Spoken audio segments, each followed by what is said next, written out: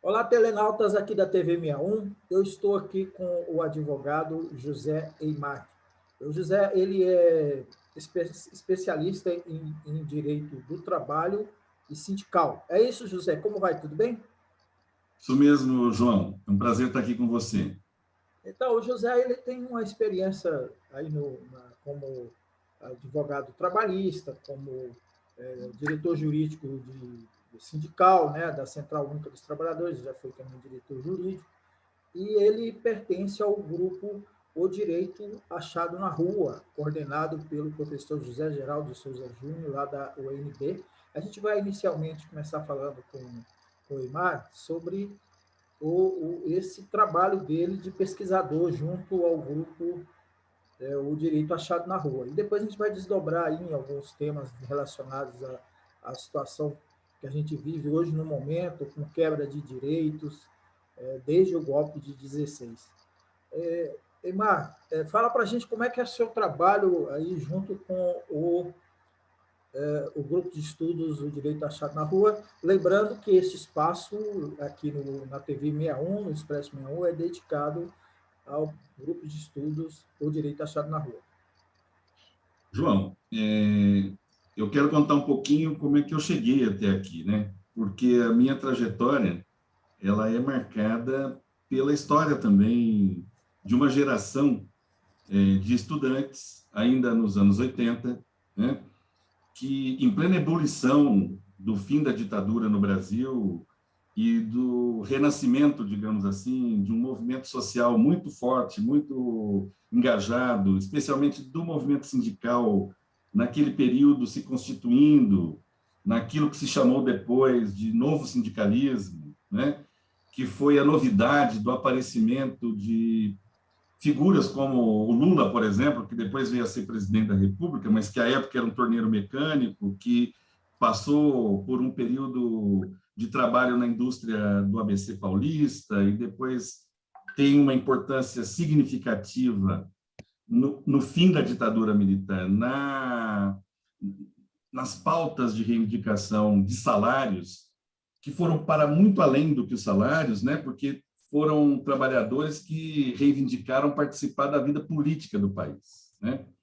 E eu, na época, era um estudante de direito, desalentado à época, porque achava que o direito era aquilo que alguns professores diziam que ele era, que era o direito das elites e do positivismo, e fui descobrir essa vertente com o professor Roberto Lira Filho, e nós tivemos uma vida acadêmica muito rica na época, naquilo que se chamavam de grupos de direito e avesso.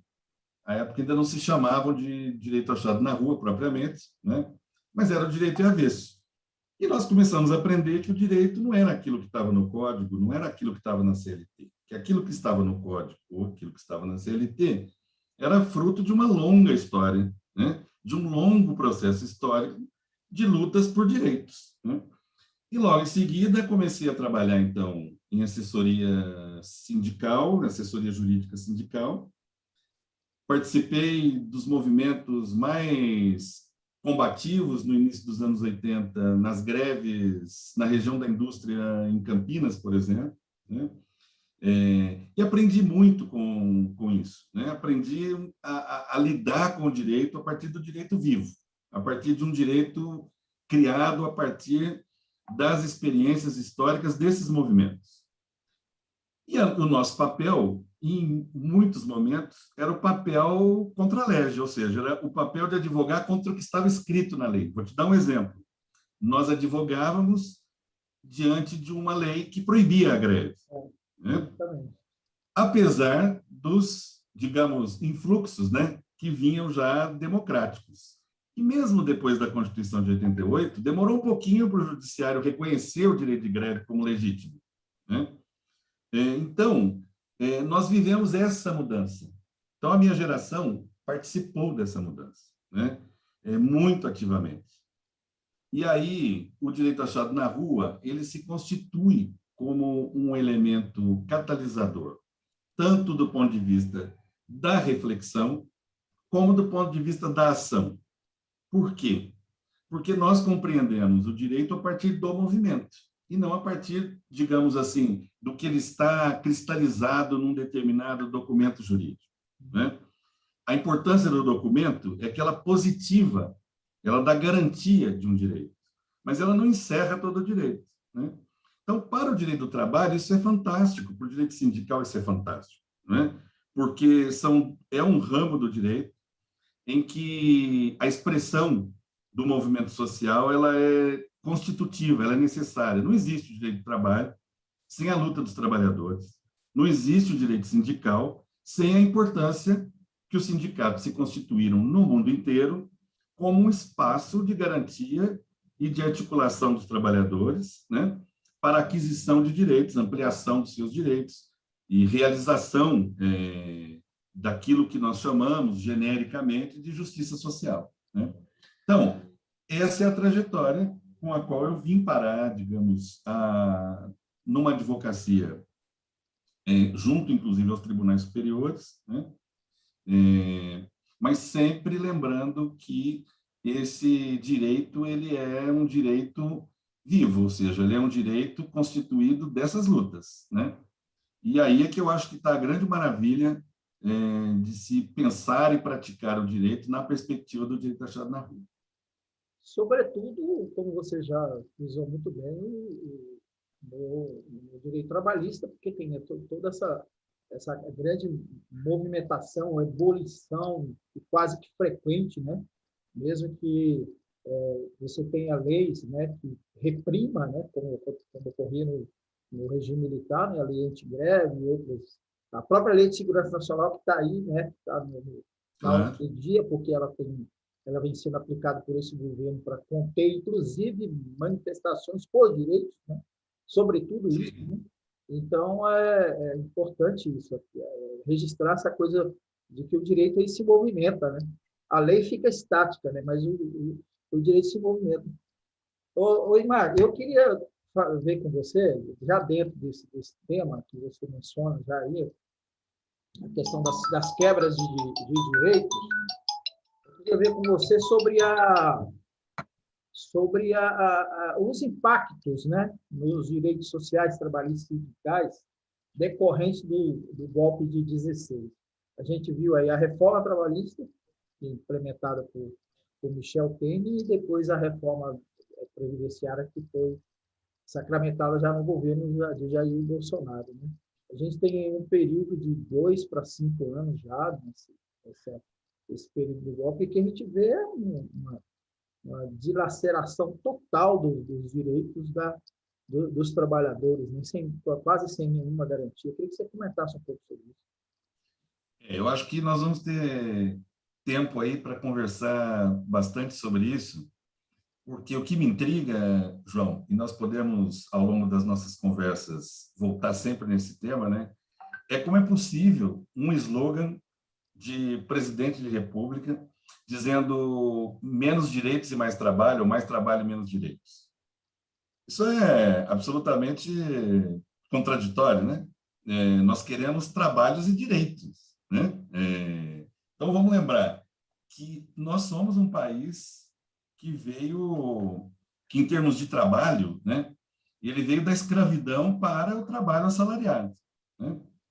Então, as raízes históricas do direito do trabalho no Brasil são raízes muito autoritárias, né? De uma relação jurídica muito autoritária com o mundo do trabalho, né? Não foi fácil constituir os direitos que nós constituímos.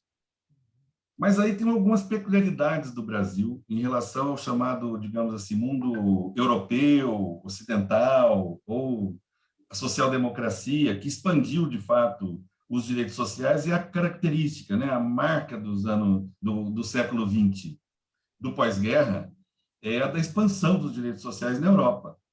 Mas no Brasil isso não se deu propriamente assim, né? Um país colonizado, um país que viveu a escravatura e aboliu tardiamente e sem garantias, né, para aqueles negros e negras que saíram das fazendas para o mundo urbano sem direitos. E nós temos aí na década de 30 e 40, que explica muito o Brasil, até hoje, e acho importante a gente entender, o período Vargas, em que se faz no Brasil uma legislação trabalhista que, do ponto de vista dos direitos de cada cidadão, de cada trabalhador e trabalhadora, ela é uma legislação muito boa. Ela é uma legislação muito afinada com essa ideia, né, de que o trabalho precisa ser protegido, né? Tem aquele que vive do capital e aquele que vive do trabalho. Aquele que vive do trabalho precisa da proteção para viver, criar sua família, se aposentar no final, né? Ou seja, ter uma vida digna, ter uma vida decente e ter um trabalho decente. Mas acontecem algumas peculiaridades brasileiras, né? Quer dizer, a CLT, por exemplo, ela foi feita, mas ela não se aplicava aos rurais, por exemplo, né? Os rurais tinham uma outra legislação, né? Então, um Brasil que era rural passa a ser um país urbano, mas absorve no urbano e no industrial uma legislação individual muito boa, protetiva, né? Claro que os grandes industriais da época não queriam aquela legislação. Então, se nós vamos buscar lá a história das férias, os empresários do setor têxtil resistiram até o último momento a férias, né? Precisou ter greve em indústria em São Paulo, na indústria têxtil, para que depois tivesse o reconhecimento das férias. 13º idem. E assim foi, né? Direito à saúde e tal. Licença maternidade, né? Licença maternidade, todo o reconhecimento de uma legislação que, digamos, é para proteger a vida daquele que vive e depende do trabalho, né? Bom, mas essa legislação, João, como a gente sabe, ela também não é para todo mundo, né? Então, o nosso mercado de trabalho, ele convive e conviveu com os excluídos dessa legislação, né? Aqueles que nunca entraram para o mercado formal de trabalho. Então, é aquele trabalhador que nunca conseguiu uma carteira assinada, né? Que passa a vida adulta dele fazendo bico, né? Então, essa informalidade das relações de trabalho no Brasil, se nós olhamos assim, como é que é na Europa? Bom, a classe trabalhadora na Europa adquiriu direitos mais expansivos. A nossa classe trabalhadora não tem a mesma correspondência. Então, nós temos setores que conseguiram expandir os seus direitos, muito porque conseguiram também se organizar em sindicatos fortes que conseguiram ampliar esses direitos, né? E trabalhadores que vivem na informalidade e passam décadas na informalidade, né? E isso foi ficando cada vez mais evidente nas mudanças recentes do capitalismo, né? Do capitalismo financeiro, em que cada vez se expande menos direitos e cada vez se concentra mais a renda. Então, quando você concentra demais a renda, onde poucos ganham e muitos não ganham, e, portanto, não tem espaço para entrar mais gente nesse mercado de trabalho, você começa a precarizar e começa, portanto, além de não trazer gente que estava fora para dentro do sistema, que deveria ser, nas democracias, o normal, quer dizer, quem está fora do sistema, progressivamente, começa a entrar no sistema. Isso é que está na Constituição brasileira, né? Um estado de bem-estar para todos, né? Mas nós não cumprimos essa promessa. Ao longo dos anos, começou a fazer o inverso. Começou quem estava dentro a ser jogado para fora. Então, trabalhadores e trabalhadoras com uma certa idade, demitidos, não voltam para o mercado de trabalho, abre uma MEI, abre um PJ, né? Perde o emprego, não consegue outro, vai ser Uber, vai ser entregador de bicicleta, de motocicleta. Então, você começa, digamos assim, um novo ciclo no Brasil, muito, digamos assim, afinado com a etapa do capitalismo que a gente vive, que é um capitalismo concentracionista, né? Com formas de produção muito fragmentadas, então a terceirização que se dá em qualquer país, portanto, eu posso produzir em qualquer parte do mundo e o capital se movimenta com rapidez, mas o trabalho não, né? Porque nós vivemos, moramos, constituímos as nossas vidas em locais físicos, né? Eu moro numa cidade, num bairro, né? E isso começou a, portanto, forçar uma nova configuração no direito do trabalho, que é o ápice, na minha opinião, ele se dá a partir do golpe de 2016, quando rapidamente se faz a mais desestruturante reforma trabalhista a partir de uma ideia que estava anterior, que era de austeridade fiscal. E aí se começa a dizer, olha, não cabe todo mundo nesse lugar aqui, né? Então, se não cabe todo mundo, bom, nós então vamos dar um jeito dessa legislação ser flexível, né? E aí começa uma história que eu acho que a gente pode avançar nela em detalhes, né? A partir da reforma trabalhista, em que se começa, então, um processo de retirada permanente e progressiva de direitos, mesmo para aquela parcela que estava dentro do sistema. Então, mas isso afeta todo mundo.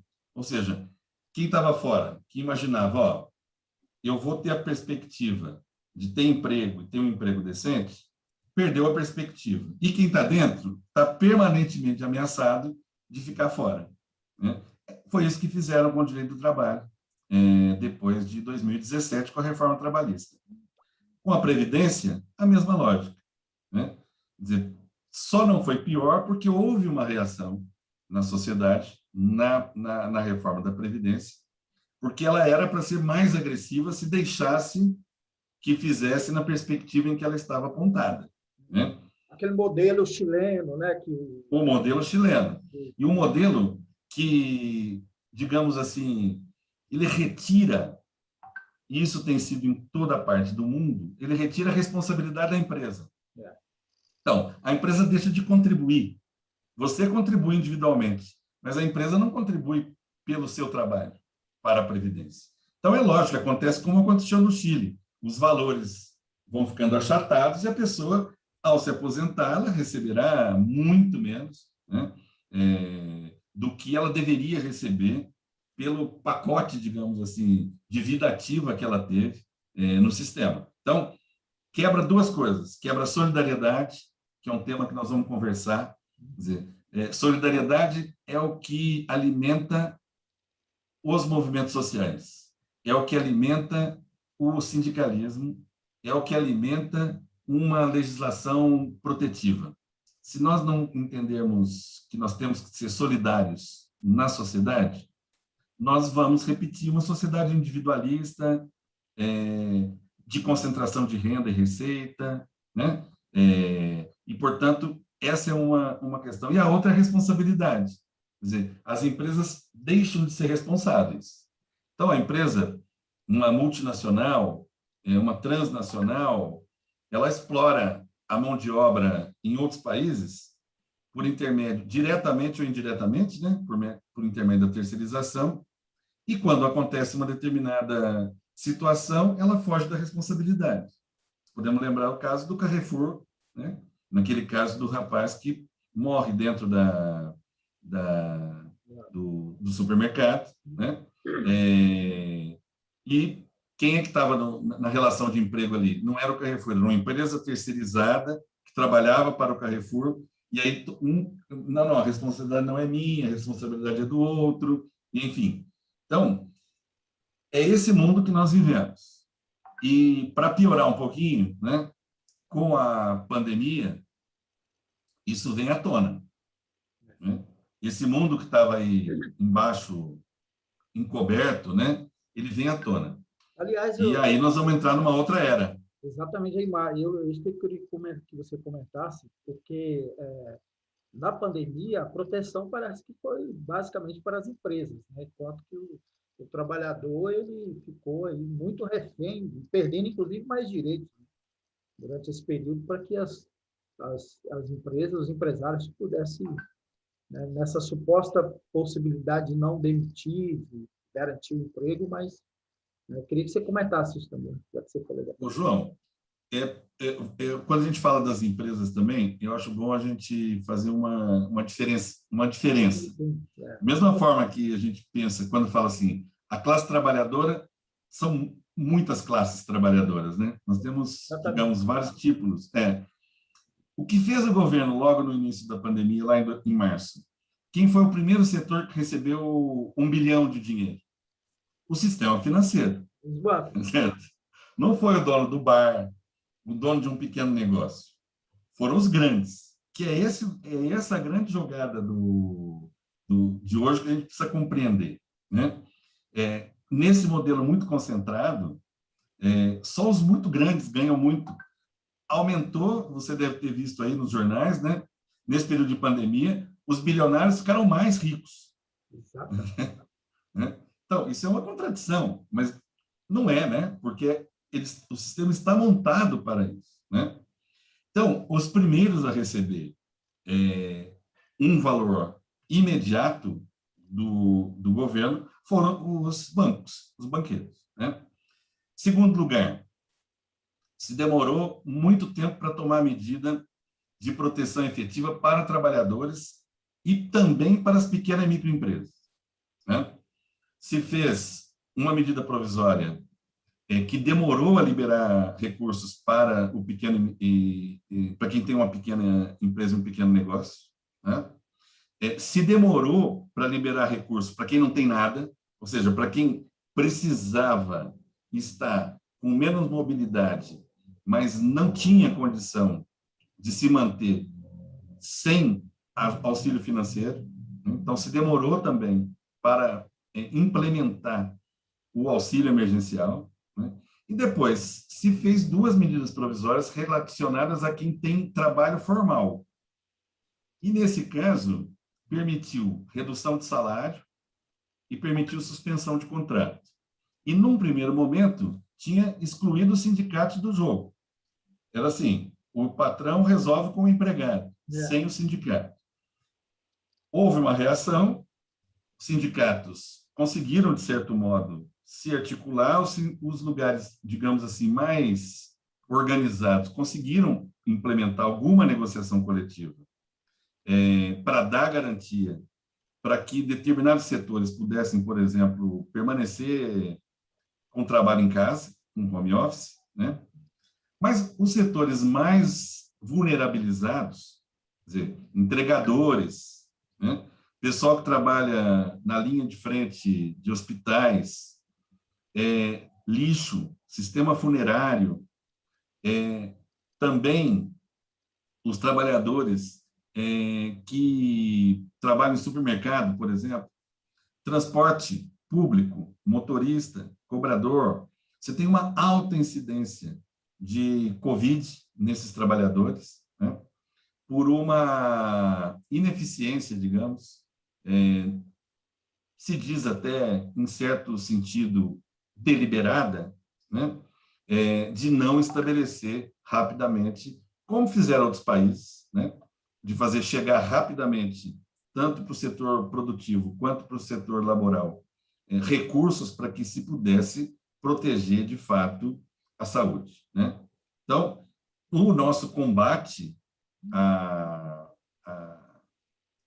ao vírus, enfim, o nosso combate, que deveria levar para prestigiar a vida e a saúde das pessoas, ficou naquela discussão como se fosse uma escolha entre economia e vida, entre economia e saúde.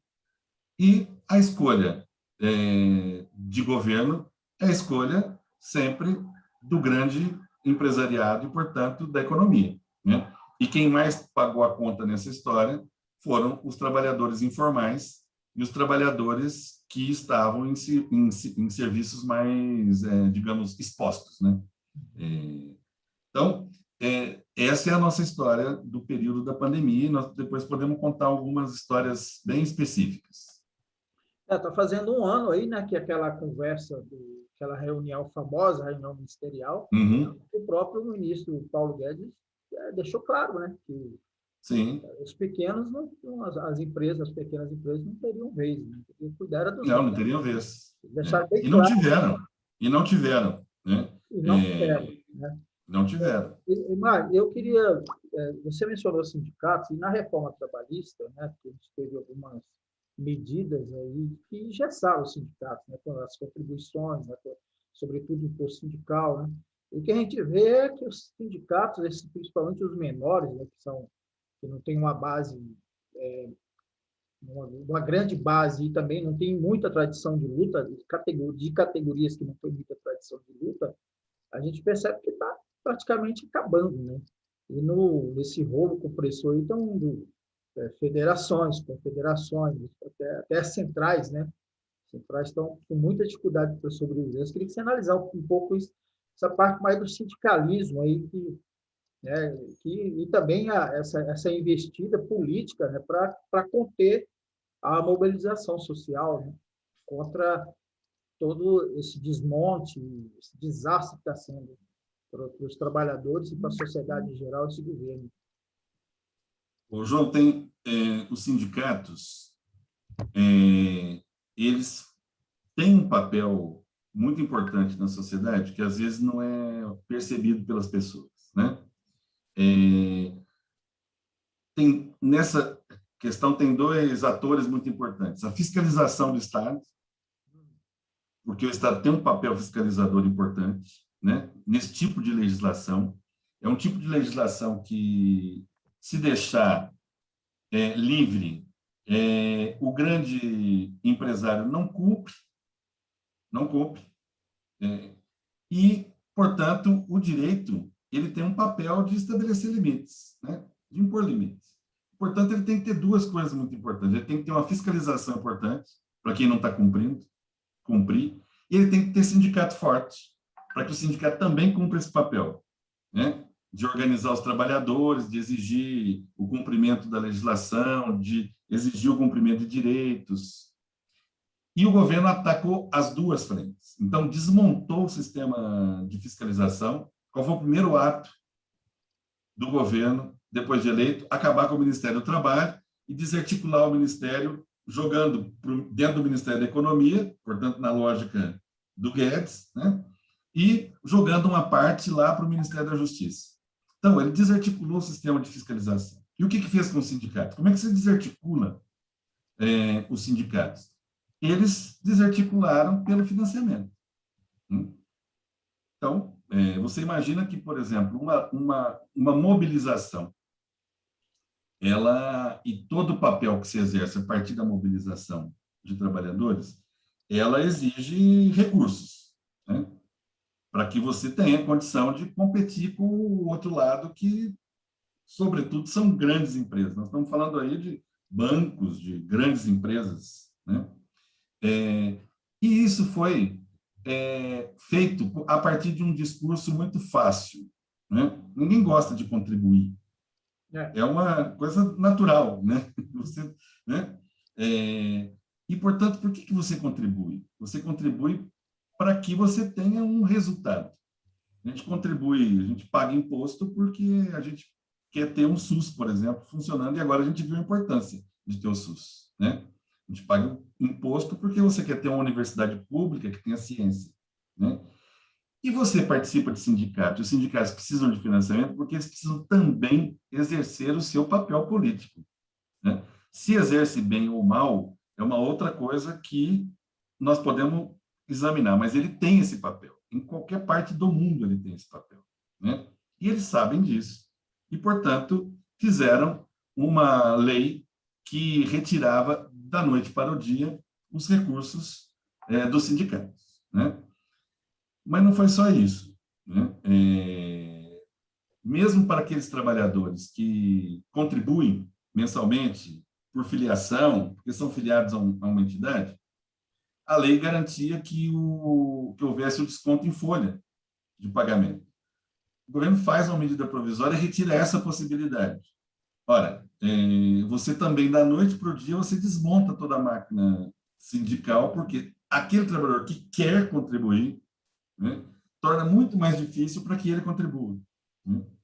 Então, isso. E a terceira coisa, assim, você deve ter visto também, deve ter sempre história de alguém. A negociação coletiva, como é que funciona? O sindicato negocia reajuste de salário, benefícios, auxílio alimentação, auxílio de saúde, enfim, série de benefícios para todos os trabalhadores e faz um acordo, uma convenção. Eles também disseram, olha, esses acordos e convenções, eles podem servir para reduzir direitos, né? Antes não podia, você só podia para aumentar direitos, né? Mas agora ele serve para reduzir. Então, se o patrão pressiona, o sindicato não tem mobilização, você pode fazer um acordo que reduza direitos. E o negociado prevalecendo o negociado prevalecer sobre o legislado. Legislado. Né? Então, é outro... É como diz um professor amigo nosso, é como se o elevador só pudesse andar para os andares de baixo, né? Antes o elevador ia subir, podendo subir. Agora o elevador só pode descer, né? Porque nós estamos vivendo um período turbulento nesse campo. Mas a segunda maldade foi o seguinte, para algumas situações, o acordo individual vale mais do que o acordo coletivo e vale mais do que a lei. Então, é como se você tivesse condição de negociar com o seu patrão, né, as suas condições e pudesse, inclusive, estabelecer menos do que estabelece a lei e o acordo. Portanto, digamos, é uma legislação que não favorece, em nenhum aspecto, nem a organização sindical e muito menos o trabalho decente. Ela é cópia de algumas outras de outras partes do mundo. Tá? Então, quando houve a crise na Europa de 2008, países como Espanha, Itália, França, Portugal também fizeram reformas. A diferença é que, ainda assim, digamos assim, os andares deles de direito estavam muito mais acima do que os nossos, né? Mas agora, por exemplo, e nós vamos conversar um dia sobre isso, João, que é muito interessante para entender que a história continua girando, né? Na Espanha, por exemplo, se está nesse momento revendo a reforma trabalhista de 2012, de 2010 e de 2008, né? Estabelecendo marcos, digamos, mais importantes e mais protetivos, né? Reconhecendo que a alteração da legislação trabalhista só piorou a vida de todo mundo, inclusive das empresas, inclusive do Estado, que passou a arrecadar menos. Essa incompreensão, né, que foi bom você mencionar isso, né, porque nesses 4, 5 anos que já está entrando, as empresas estão perdendo, né? Estão em processo de perder muito, perder cliente, perder renda, né? Perder receita, né? Porque está interligado com isso, né? Porque se o trabalhador ele não tem a garantia do emprego e do salário, ele não consome, né? Uma coisa está puxando a outra, né? Só para a gente dar uma registrada, né? Porque você mencionou 2008, foi muito em consequência da crise mundial que nós tivemos, né? Que alguns países fizeram esse ajustamento aí e agora estão revendo, porque não deu certo, né? Como você muito bem falou. Além de não dar certo, o que muito lugar descobriu nessa pandemia, João? Que, por exemplo, tem uma enorme dependência por conta da terceirização tão aplaudida, né, de insumos que não estão no seu próprio país. Que insumos que estão em outros países, né, e que demora para chegar para ele, né? Então, a terceirização tão falada tem um efeito também perverso, né? A pandemia revelou isso. A pandemia revelou também que os países que não têm sistema de saúde público responderam de forma muito pior do que aqueles que têm sistema de saúde público, né? Então, os países que tiraram o investimento da saúde estão com muito mais dificuldade do que os países que mantiveram o investimento. E para a gente fechar, eu queria te lembrar uma coisa. Outro dia eu estava assistindo a Globo News e eles estavam entrevistando o presidente Brasil da Volkswagen. E a Volkswagen fez um acordo agora recente de suspensão do trabalho em função da pandemia, né? E aí, ao estilo Globo News, os jornalistas, economistas, muito, né? Mas como é que faz, tal? E a resposta do presidente da Volkswagen foi um sindicato forte. Só se consegue estabelecer garantia para todo mundo quando se tem sindicato forte para negociar. Encerrou a entrevista por aí. Claro que os economistas depois não conseguiram mais andar na história da conversa, né? Mas é isso. Eu queria registrar, né? A gente acabou de ter a divulgação dos vencedores do Oscar, né? A indústria de Hollywood, a indústria de cinema norte-americana, ela só é forte porque ela tem sindicatos fortes. Sim, Né? claro. Sindicatos Sim. fortes, né? Sindicato de roteiristas, de atores, de diretores, de pessoal da fotografia, né? Então, eles são tão fortes que, quando se menciona nos créditos, que muita gente não sabe disso, mas aparece entre parênteses algumas siglas ali no nome de pessoal da área técnica e tudo mais, principalmente diretor de fotografia, roteirista e etc. São as entidades sindicais que representam eles estão ligados a ela. E isso fortaleceu a indústria. Eu lembro, Eimar, você que é o entrevistado, mas isso é uma coisa que me despertou uma grande curiosidade. Alguns anos atrás, não faz muito tempo, não sei se tem, acho que tem menos de 10 anos, houve uma greve de roteiristas muito forte nos Estados Unidos. Né? Foi uma greve porque a indústria estava querendo cortar direitos, tal, e foi uma greve importante liderada pelos sindicatos, né? Pelas instituições sindicais, né? Pelas as unions, né? Que são chamadas nos Estados Unidos, né? Sindicatos, né? Antes, você se lembra mais recentemente também na França, antes do início da pandemia, todo o movimento, por exemplo, dos coletes amarelos ou dos trabalhadores que estavam também no transporte, também contra as alterações do sistema de previdência. Eles conseguiram evitar as alterações que vinham no sistema de previdência e agora, né, a França, no enfrentamento da pandemia, reconheceu que a importância do sistema público de saúde, e, portanto, inclusive do sistema de previdência. Né? O Biden, assim que assume, quais são os dois pontos que ele coloca? O restabelecimento de uma política industrial e de uma política de valorização do trabalho, dos sindicatos. Ele menciona, né? Ele menciona. Claro. Sim, que é a história do pós-guerra no mundo, né? Que se reconstruiu exatamente a partir dessas referências, né?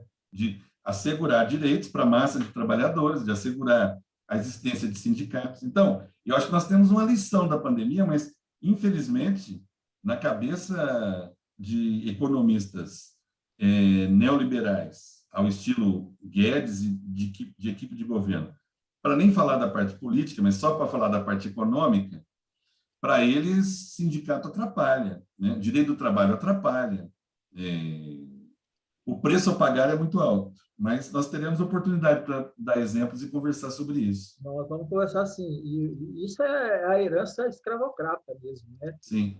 Eu acho que o trabalhador tem que continuar sendo escravo. Né?